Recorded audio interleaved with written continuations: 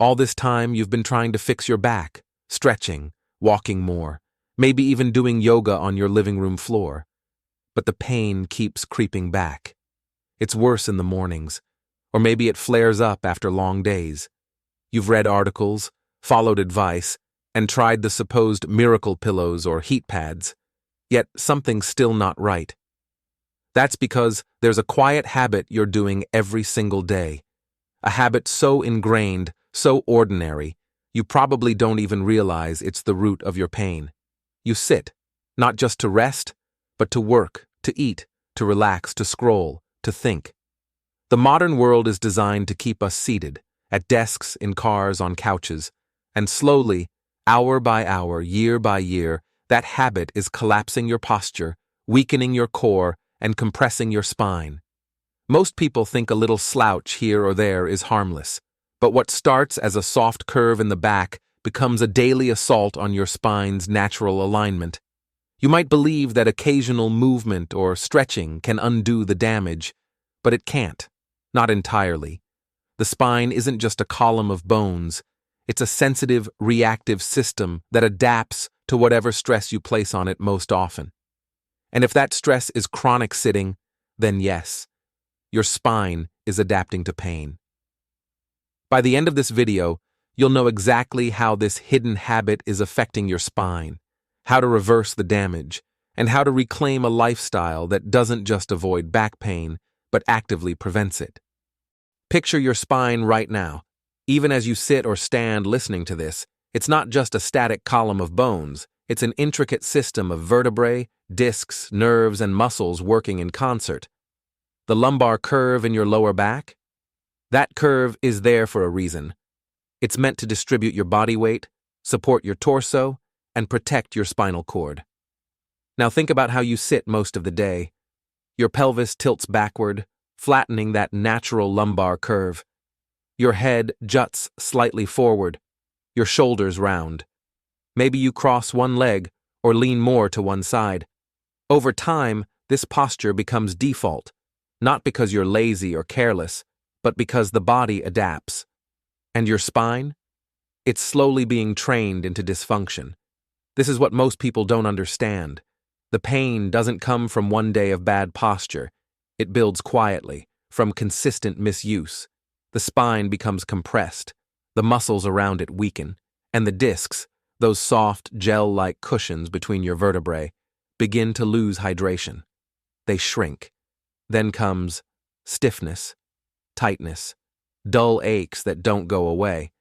You might try to walk it off or stretch a little before bed, but that only touches the surface. Because what's actually happening is a long, quiet breakdown in the stability of your spine. And the habit fueling that breakdown? Prolonged, passive sitting, especially without any muscular support. The core muscles that should be active while you sit, your abdominals, your obliques, your spinal erectors, get turned off. The longer they stay inactive, the weaker they become. The body starts to rely on joints and ligaments instead of muscle to hold itself upright. That's not just a structural issue. That's a recipe for pain. Now think back. Have you noticed that the pain gets worse after a full day at your desk? Or after a long drive? It's not just because you were seated, it's because you were seated without movement, without support, without interruption. But here's the truth. Your body isn't broken. It's responding exactly as it should to the environment it's been placed in. And just as it adapted to dysfunction, it can be retrained to support healing. Let me take you into a few everyday situations, the kinds of moments where this habit shows up and starts quietly altering the shape of your spine. Imagine an office worker, maybe this is you. 8 hours a day in a chair, eyes locked on a screen. The desk was never really adjusted for your body. The chair might not even have lumbar support. You lean forward to see better, shoulders hunching as your focus narrows.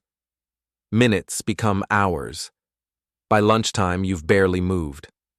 By evening, the soreness in your lower back isn't just fatigue, it's a signal. You stand up, but it feels like your spine has molded itself to the chair. There's a tightness in your hips, maybe a sharp pull near your sacrum. It's not sharp enough to feel like an injury, just enough to feel wrong. And this has become your normal. Or take the older adult who's retired.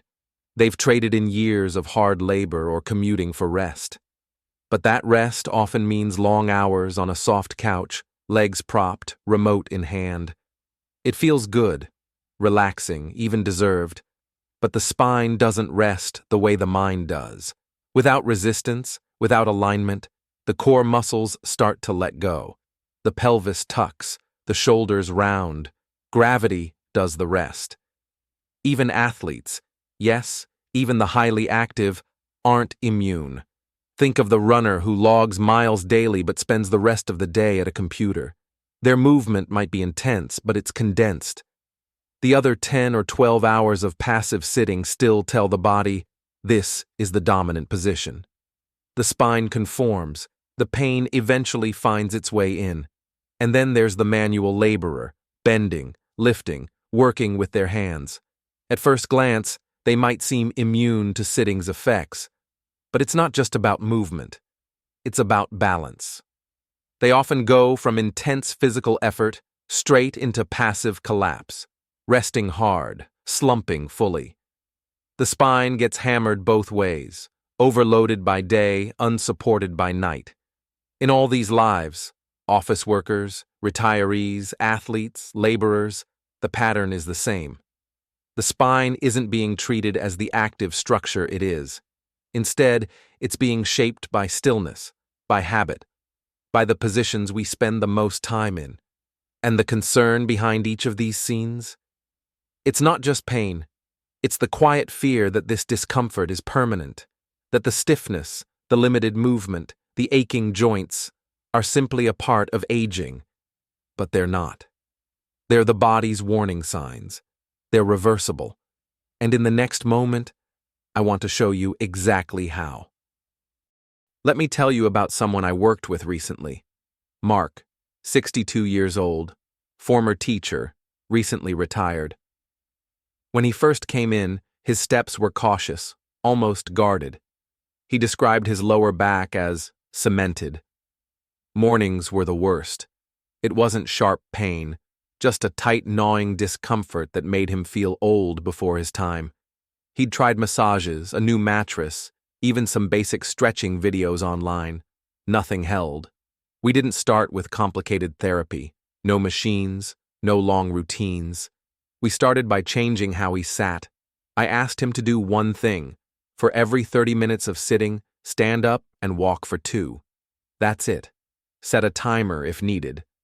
Not because walking alone would fix his back, but because breaking the habit of passive sitting was the start of retraining his spine. Then we looked at his chair. It didn't need to be expensive, just supportive. We adjusted it so his feet were flat on the floor, knees at hip level. I taught him a small cue.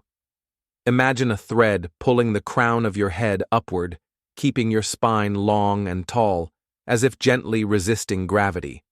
That posture, held for even a few moments at a time, started waking up muscles that had been asleep for years. We added light core work, not crunches, not planks, just gentle contractions, practicing how to engage the lower abdominal wall while seated, standing, and walking. That awareness started carrying over into his daily habits. He became conscious of when he slouched. He stood differently. He moved with intention. Within weeks, the cement sensation was softer. By 2 months, he told me he could get out of bed without wincing. And what surprised him most? It wasn't a miracle stretch or pill. It was consistency, respecting his spine moment to moment. You see, pain doesn't demand perfection. It demands attention.